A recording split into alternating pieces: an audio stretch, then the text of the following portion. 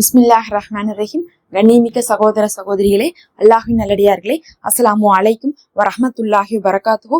அல்ஹம்துலில்லாஹ். அல்லாஹும்ம ஸல்லி அலா முஹம்மதின் வஅலா ஆலி முஹம்மதின் வபாரிக் வஸல்லிம். இன்னைக்கு நம்ம பாத்தீங்கன்னா ரொம்பவே ஒரு சிறப்புக்குரிய ஒரு சூறாவை தான் நம்ம தஹஜ்ஜுத்ல ஓதுறதுக்காக பார்க்க போறோம்.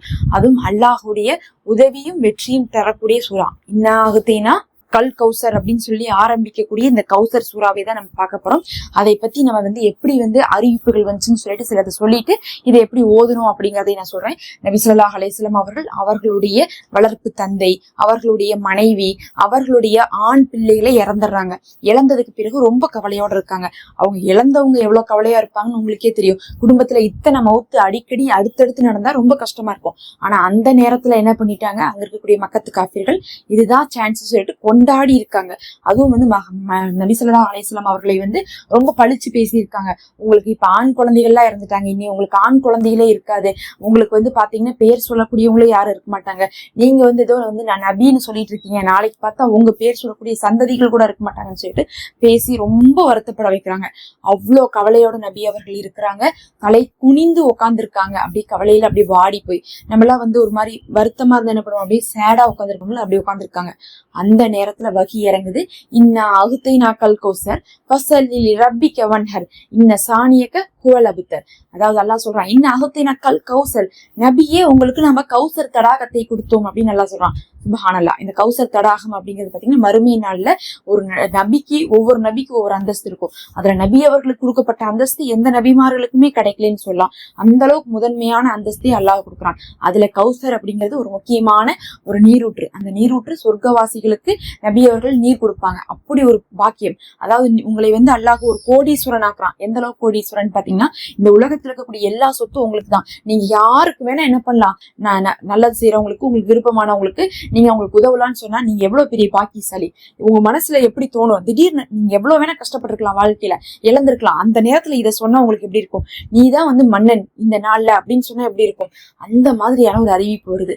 நபி அவர்கள் சந்தோஷப்படுறாங்க. அடுத்தது அல்லாஹ் சொல்றான், ஃபஸல்லி லிரப்பிக வன்ஹர், இன்னும் அல்லாஹ்வை நீங்க தொழுவுங்க, அறுத்து குர்பானியை பலியிடுங்கன்னு சொல்றாங்க. அல்லாஹ் பாத்தீங்கன்னா தொழுகிறதையும் இந்த பலியிடுறதையும் குர்பானி கொடுக்கறதையும் இப்ராஹிம் அலைஹிஸ்ஸலாம் அவருடைய காலத்திலேயும் நடந்திருக்கு. இன்னும் பல நபிமார்கள் செஞ்சிருக்காங்க. ஒவ்வொரு காலத்துல ஒவ்வொரு மாதிரி இருந்துச்சு. அது அல்லாஹ் என்ன பண்றான், நபி அவர்களுக்கும் கட்டளை இடுகிறான். நோன்பும் எல்லா நபிமார்களும் வச்சிருக்காங்க, தொழுகையும் எல்லா நபிமார்களும் தொழுதிருக்காங்க. எல்லாருக்கும் ஒவ்வொரு விதமான வேதங்கள் வந்திருக்கு. வேதம்னு சொல்லலாம், கட்டளைகள்னு சொல்லலாம். மலக்குமார்கள் அதாவது ஜிப்ரீல் அலைஹிஸ்ஸலாம் அவர்கள் அவங்க ஒவ்வொருத்தவங்களுக்கு ஒவ்வொரு மாதிரி கொடுத்திருக்காங்க. அதே மாதிரி பாத்தீங்கன்னா எல்லாருமே என்ன பண்ணிருக்காங்க, அறுத்து பலியிட்டு இருக்காங்க. இந்த மாதிரி எல்லார் காலத்திலயுமே சில விஷயங்கள்லாம் இருந்துச்சு. அதுல பார்க்கும்போது தொழுகையும் அறுத்து பலியிடுவதும் நமக்கும் பாத்தீங்கன்னா அல்லாஹ் அந்த இடத்துல கட்டளை இடுகிறான். நபிக்கு கொடுத்த கட்டளை தான் நமக்கான கட்டளையும். கடைசியா அல்லாஹ் சொல்றான், இன்ன ஷானியக ஹுவல் அபுத்தர், உங்களுடைய பகைவர்கள் தான் சந்ததிகள் அற்றவர்கள் அப்படின்னு நல்லா சொல்றான். அவங்க உங்களை பார்த்து சந்ததி இல்லைன்னு சொல்றாங்கல்ல, நீங்க கவலைப்படாதீங்க ரசூலுல்லாஹ், அவனுக்கு தான் சந்ததியற்றவர்கள் அப்படின்னு நல்லா சொல்லிடுறான். சுப்ஹானல்லாஹ். அது எந்த அளவுக்கு உண்மைன்னு பாருங்க. அதாவது அவங்களுக்கு ஆண் மக்கள்லாம் இருந்தது உண்மைதான். ஆனா இன்னைக்கு அவங்க யாரு, அவங்களுடைய ஆண் மக்கள் யாரு, அவங்க குடும்பம் யாரு சொல்ல முடியுமா? அவங்கனால யாருக்குமே தெரியாது. அவ்வளவுதான், அதெல்லாம் ஒரு வரலாறு. ஆனா இன்னைக்கு நபி ஸல்லல்லாஹு அலைஹி வஸல்லம் அவர்கள் யாருன்னு நம்மளால சொல்ல முடியும். அவங்களுடைய மனைவியர்களை நம்ம சொல்ல முடியும், அவர்களுடைய மகளை நம்ம சொல்ல முடியும். அப்ப அவர்களுடைய வரலாறுகள் இன்னும் பேசப்படுது. என்னுடைய தாத்தா பாட்டி அவங்களுடைய அம்மா அத்தாவே எனக்கு தெரியாது. அதுக்கு முன்னாடி இருந்தவங்க, அதுக்கு முன்னாடி இருந்தவங்க பார்த்தோம்னா ஒரு 10 தலைமுறை கூட நமக்கு எல்லாம் யாருக்கும் தெரியாது. அதிகபட்சம் எல்லாரும் தெரிஞ்சது என்ன தெரியுமா, ஒரு 3 தலைமுறை தான் நமக்கு தெரியும். அது ஓரளவுக்கு உயிரோட இருந்தாங்கன்னா தான் அவங்கள பத்தி பேசுவாங்க, இல்லாட்டினா அது கூட பேச மாட்டாங்க. எல்லாருமே அவங்கவுங்க அம்மாவை பத்தியோ இல்ல அவங்கவுங்களுடைய பாட்டியை பத்தி மட்டும் தான் பேசுவாங்களே தவிர பாட்டியோட அம்மாவை பத்தி எல்லாம் யாருக்குமே தெரியாது. எங்க அம்மாக்கே அவங்க பாட்டியோட அம்மாவை பத்தி தெரியாது. அப்ப எனக்கு எப்படி தெரியும்?